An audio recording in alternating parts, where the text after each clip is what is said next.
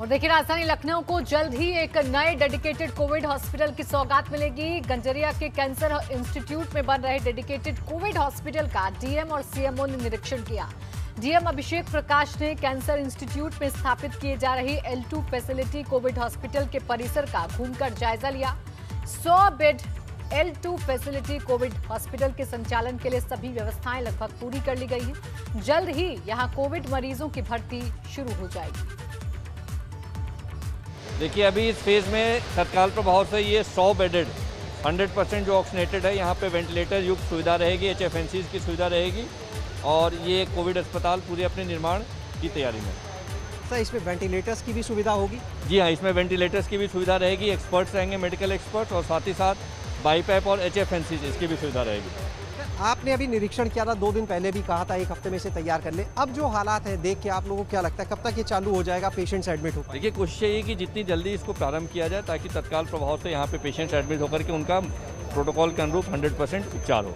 राजधानी लखनऊ में जल्द ही कैंसर इंस्टीट्यूट में एक कोविड हॉस्पिटल शुरू होगा। इसके लिए आप देख सकते हैं इस समय हम कैंसर इंस्टीट्यूट, जिसको कोविड हॉस्पिटल के रूप में बदला जा रहा है, वहाँ पर मौजूद है और यहाँ पर कोविड मरीजों के इलाज के लिए आप देख सकते हैं बेड्स लगाए जा चुके हैं। सभी बेड्स पर ऑक्सीजन की सुविधा यहाँ पर उपलब्ध है। 100 बेड का ये डेडिकेटेड कोविड हॉस्पिटल तैयार किया जा रहा है और इसको इस तरह बनाया गया है कि अगर ज़रूरत बढ़ती है तो उसके हिसाब से, क्योंकि जगह की कमी नहीं है, ऐसे में बेड्स का विस्तार भी किया जा सकता है। कई बेड्स हैं जहाँ पर वेंटिलेटर की भी सुविधा दी जा रही है और लगातार जिला प्रशासन के अधिकारी, स्वास्थ्य विभाग के अधिकारी इसका निरीक्षण कर रहे हैं। अगले 3 से 4 दिन के अंदर इस अस्पताल को शुरू करने की योजना है और निश्चित रूप से जिस तरह से कोविड के मरीजों को एक बेड के लिए मशक्कत करनी पड़ रही है, लोगों की सांस उखड़ रही है कोविड पेशेंट की, ऐसे में ये अस्पताल शुरू होने के बाद इन मरीजों को बड़ी राहत मिलेगी, उनको बेड्स मिल पाएंगे। कैमरा सहयोगी राजू के साथ शैलेश अरोरा, ABP गंगा, लखनऊ। कोरोना महामारी में लोगों को कोई परेशानी ना हो, ये सुनिश्चित करने के लिए लखनऊ के डीएम अभिषेक प्रकाश लगातार स्थलगत मुआयना कर रहे हैं। वो कई केंद्रों पर पहुंचकर हर चीज की बारीकी से जांच परख कर रहे हैं। वो कई सामुदायिक स्वास्थ्य केंद्र पर भी पहुंच रहे हैं और वहां की व्यवस्थाओं का निरीक्षण कर रहे हैं। वो घर घर जाकर होम आइसोलेशन में रह रहे लोगों का भी रियलिटी चेक करेंगे।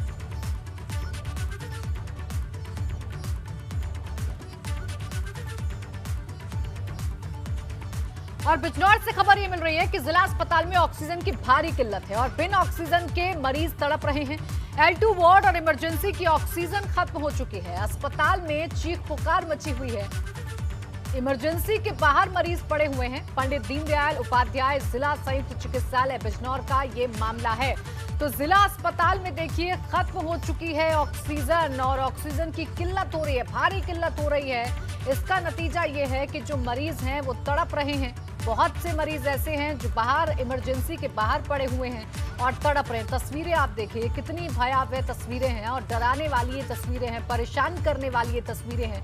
ऐसे वक्त में जब तमाम व्यवस्थाओं का ढिंढोरा पीटा जा रहा है और बार बार ये आश्वासन दिया जा रहा है कि उत्तर प्रदेश में हालात ठीक है, कहीं पर भी ऑक्सीजन की कमी नहीं है, उसी बीच ये तस्वीरें अपने आप में हकीकत को उजागर करती हुई नजर आ रही हैं।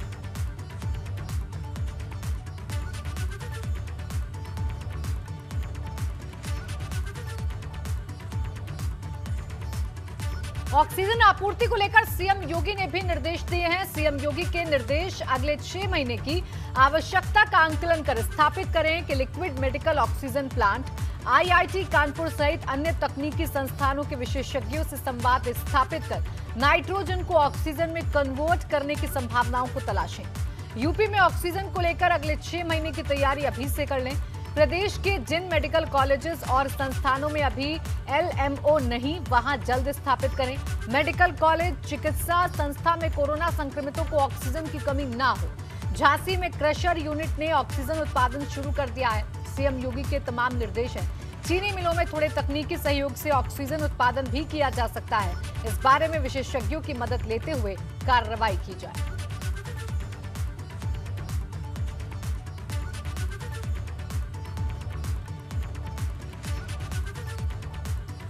इधर प्रतापगढ़ में सांसद संगम लाल गुप्ता ने जिला अस्पताल का औचक निरीक्षण किया। इमरजेंसी वार्ड में मरीजों और वहां की व्यवस्थाओं का जायजा लिया। सांसद ने सीएमएस सीएमओ को जिला अस्पताल के साथ ही सीएचसी पीएचसी को पूरी क्षमता के साथ एक्टिवेट करने के निर्देश दिए। सांसद ने कहा कि व्यवस्था में आ रही है परेशानी तो प्राइवेट हॉस्पिटल में मरीजों का इलाज कराएं और अगर प्राइवेट हॉस्पिटल मनमानी कर रहे हैं तो हमें बताएं, हम उन पर कार्रवाई करेंगे। सांसद ने यह भी कहा कि जिन भी व्यवस्थाओं की कमी है हमें तत्काल लिस्ट बनाकर दें, हम शासन से आपको पूरी व्यवस्थाएं कराएंगे, लेकिन लापरवाही बर्दाश्त नहीं करेंगे। एक भी मरीज का मरना हमारे लिए दुख की बात है।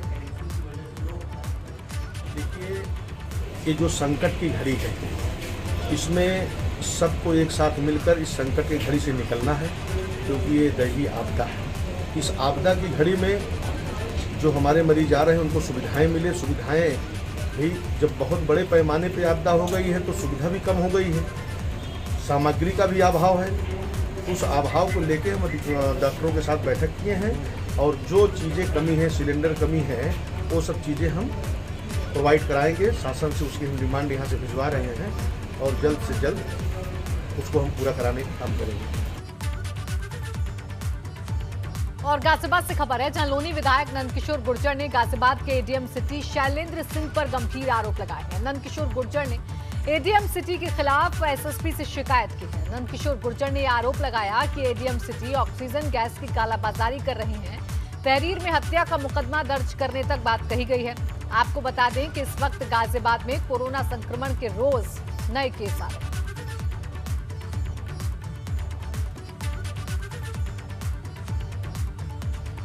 और झांसी की थाना नवाबाद और एसओजी पुलिस ने झांसी मेडिकल के आसपास नकली रेमडेसिविर इंजेक्शन बेचने वाले गैंग का पर्दाफाश किया है। गैंग असली और नकली दवा दोनों इंजेक्शन बेचा करता था। कोरोना महामारी में जहां एक और पूरा देश त्राही कर रहा है, इस महामारी आपदा को अवसर में तब्दील कर जनता के साथ लूट खसोट करने वाले 7 लोगों को एसओजी ने गिरफ्तार कर उनके कब्जे से 10 नकली और 7 असली रेमडेसिविर इंजेक्शन बरामद कर ऐसे रैकेट का भंडाफोड़ कर दिया है। पूरा खेल मेडिकल कॉलेज, मेडिकल स्टोर और नर्सिंग होम के गठजोड़ से चल रहा था और अब तक लाखों के वारे न्यारे कर चुका था। नकली इंजेक्शन 30 से 40 हजार में बेचा जा रहा था। जो कुछ एसेंशियल ड्रग्स के ऊपर जो कालाबाजारी हो रहा था, उसके ऊपर हमको बहुत सारी शिकायत मिल रही थी। इससे झांसी पुलिस ने कुछ अच्छा काम किया है, जिसमें हम लोगों ने कम से कम 7 लोगों को अरेस्ट किया है। इसमें 2 तरह का गैंग था। एक गैंग जो ओरिजिनल रेमडेसिविर इंजेक्शन को अस्पताल में जो मरीज़ मर रहे हैं, वो वेंटिलेटर पे है, उनको ना देते हुए उसको छुपा के बाहर कर देते थे।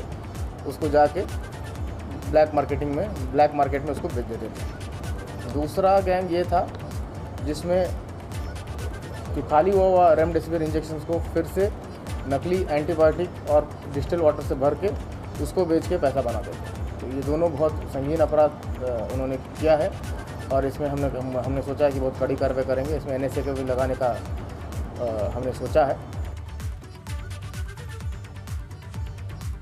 उधर वाराणसी में कोरोना टीकाकरण के दौरान मंत्री रविंद्र जायसवाल का गुस्सा कोरोना टीका लगवाने पहुंचे एक शख्स पर फूट पड़ा। मंत्री जी उसे मारने के लिए दौड़ पड़े। मंत्री युवक को पीटते इससे पहले ही सुरक्षा कर्मियों ने दौड़ते हुए मंत्री को रोककर किसी तरह शांत कराया। पीड़ित व्यक्ति का आरोप है कि वो और वहां मौजूद लोग काफी देर से धूप में खड़े होकर परेशान थे, लेकिन मंत्री के इंतजार में टीकाकरण शुरू नहीं हो पा रहा था। इसलिए उनसे आपत्ति जताई तो मंत्री जी मारने को दौड़ पड़े।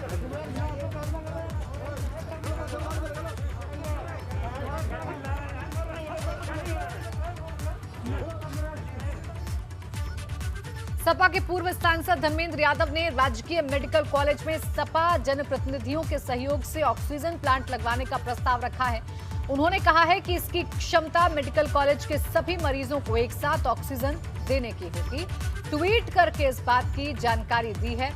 कोरोना महामारी के देशव्यापी प्रकोप और ऑक्सीजन की कमी को देखकर हो रही मौतों से आहत होकर मैंने बदायूं मेडिकल कॉलेज में एक ऑक्सीजन प्लांट लगाने का फैसला किया है। इसके लिए जरूरी संसाधन मैंने अपनी पार्टी के सम्मानित जनप्रतिनिधि की मदद से जुटा भी लिए हैं और शासन व प्रशासन के लोगों से अनुमति नहीं दी है।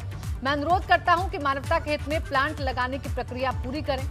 तो ये ट्वीट किया है धर्मेंद्र यादव।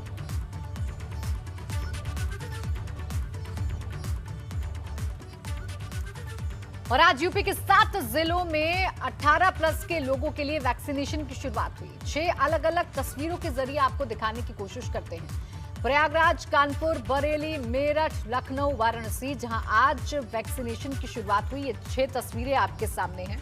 तो सिर्फ 7 जिलों में ही अभी शुरुआत हो पाई है वैक्सीनेशन की, क्योंकि डोज की कमी है राज्य सरकारों के पास और इसीलिए अभी तक सिर्फ 7 राज्यों में शुरुआत हुई। माफ कीजिएगा, राज्य के 7 जिलों में अभी तक सिर्फ शुरुआत हुई है। बाकी जिलों में अभी वैक्सीनेशन शुरू होना बाकी है।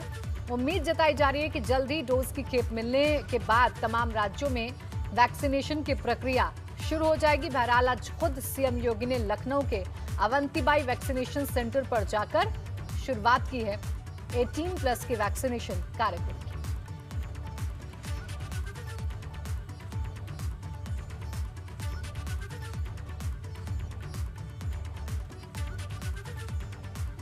तो ये 6 तस्वीरें आपके सामने हैं।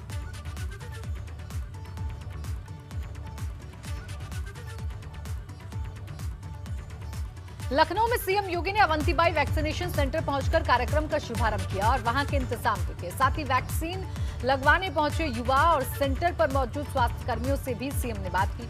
मुख्यमंत्री ने कहा कि बिना किसी भेदभाव के लोगों को वैक्सीन लगाने का काम जारी है। केंद्र और राज्य सरकार की कोशिश है कि लोगों को कोरोना महामारी से हर हाल में बचाया जाए। इसके अलावा सीएम ने कहा कि वैक्सीन लगने के साथ ही लोगों को भी मास्क और 2 गज की दूरी का पालन करना होगा, जिससे कोरोना के संक्रमण को फैलने से रोका जा सके।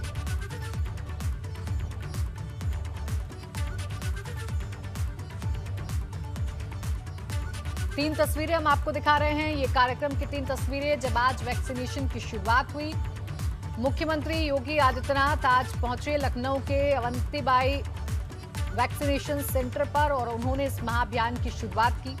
वहां पर मौजूद तमाम स्वास्थ्य कर्मियों से बातचीत करते हुए भी मुख्यमंत्री योगी आदित्यनाथ नजर आए और वैक्सीनेशन सेंटर का भी उन्होंने जायजा लिया, वहां की व्यवस्थाओं को जांचा परखा। 3 तस्वीरें आज के कार्यक्रम की आपके सामने।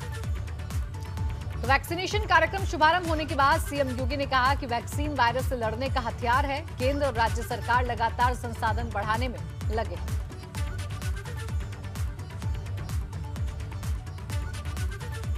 और 18 प्लस के लिए हम लोगों ने आज 7 जनपदों के 85 केंद्रों में वैक्सीनेशन का कार्यक्रम प्रारंभ किया है।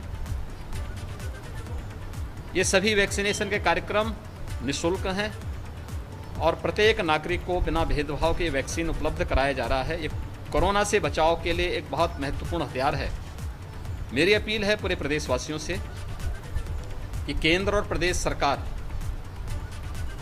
हर संभव प्रयास कर रही है। ये महामारी है और महामारी में बचाव ही सर्वोत्तम उपाय हो सकता है। आज 45 प्लस से ऊपर वालों के लिए 2500 केंद्रों में वैक्सीनेशन के तीसरे चरण का कार्यक्रम प्रारंभ हुआ है और 18 प्लस के लिए हम लोगों ने आज 7 जनपदों के 85 केंद्रों में वैक्सीनेशन का कार्यक्रम प्रारंभ किया है। ये सभी वैक्सीनेशन के कार्यक्रम निःशुल्क हैं और प्रत्येक नागरिक को बिना भेदभाव के वैक्सीन उपलब्ध कराया जा रहा है। ये अनावश्यक रूप से कोई घर के बाहर न निकले।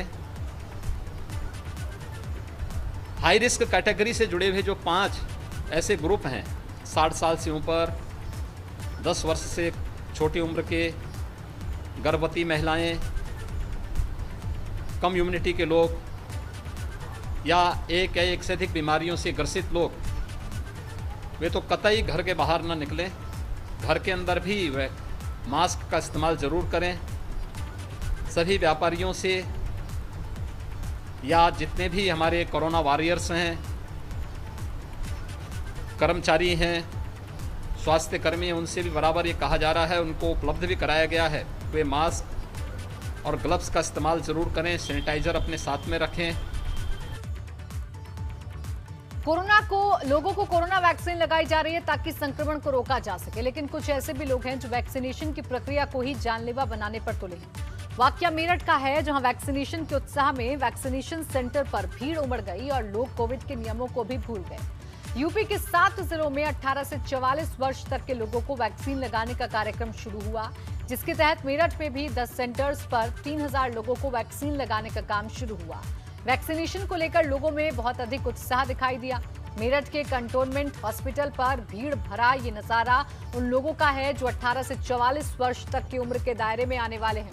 वैक्सीन के कार्यक्रम में शामिल होने पहुंचे। इस वैक्सीनेशन के उत्साह में लोग सोशल डिस्टेंसिंग पूरी तरीके से भूल गए, यानी ये भूल गए कि जिस बीमारी को जड़ से मिटाने के लिए, जिस बीमारी से बचने के लिए वो टीका लगवाने के लिए पहुंचे हैं, कहीं न कहीं जाने अनजाने में उसी बीमारी को न्योता दिया जा रहा है।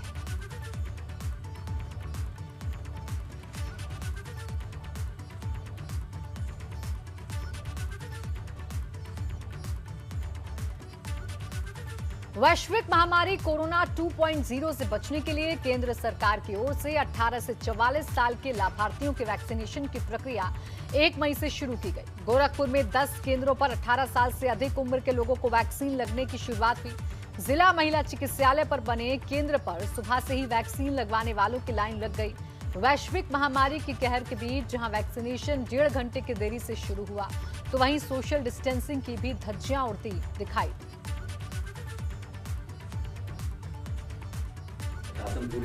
आज यहाँ करीब 250 लोगों का टीकाकरण हो जाएगा। 18 से 44 साल के नौजवानों को, बहनों को आज टीकाकरण हो जाएगा।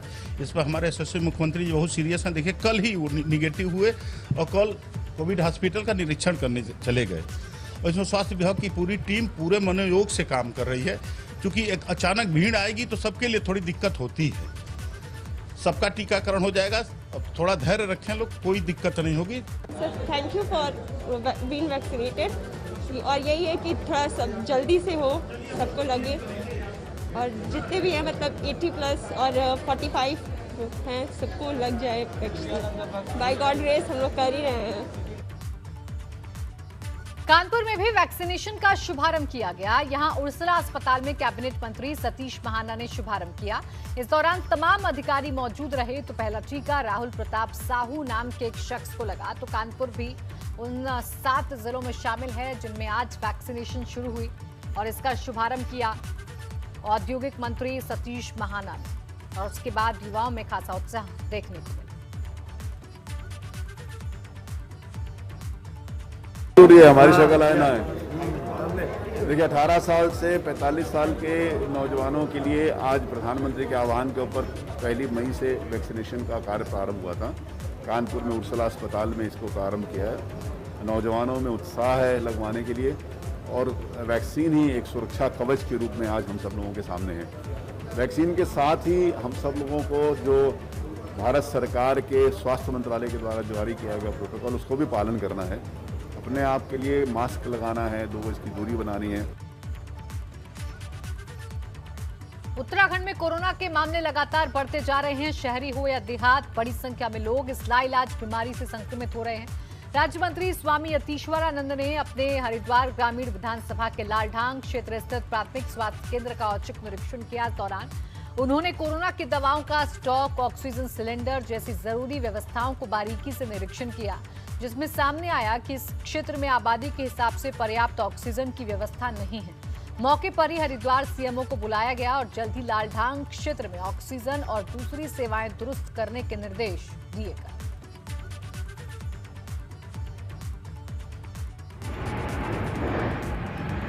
उसका निरीक्षण हम लोगों ने किया कि उसकी व्यवस्थाएं कैसी है, वहाँ की ऑक्सीजन की क्या व्यवस्थाएं हैं, सफाई की क्या व्यवस्थाएं हैं, टीकाकरण सही से किया जा रहा है नहीं किया जा रहा है। और जो हमारे कोरोना पॉजिटिव जो कुछ लोग इस क्षेत्र में थे, एक बात सामने, उनको समय पर किट नहीं मिल रही है। अभी सीएमओ मेरे साथ हैं, उन्होंने कहा कि अगर कोई हमारे पास आएगा तत्काल हम उनको किट देने का काम करेंगे।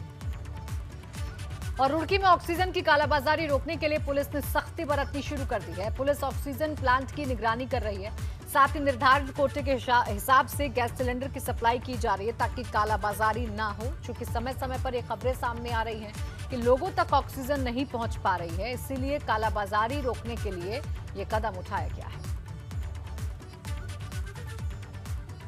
प्लांट है यहाँ पर जहाँ से सप्लाई हो रही है लगातार, और केंद्र सरकार द्वारा इसमें जो कोटा निर्धारित किया गया है उसी के अनुरूप जो सप्लाई की जानी है उसको लेके कल हम लोगों के द्वारा एक जॉइंट सर्वे किया गया था, जॉइंट मजिस्ट्रेट और हमारे द्वारा। तो जो भी कोटा आवंटित किया गया है उतना कोटा का ये उठान हो, इसको हम लोग इंश्योर कराएंगे।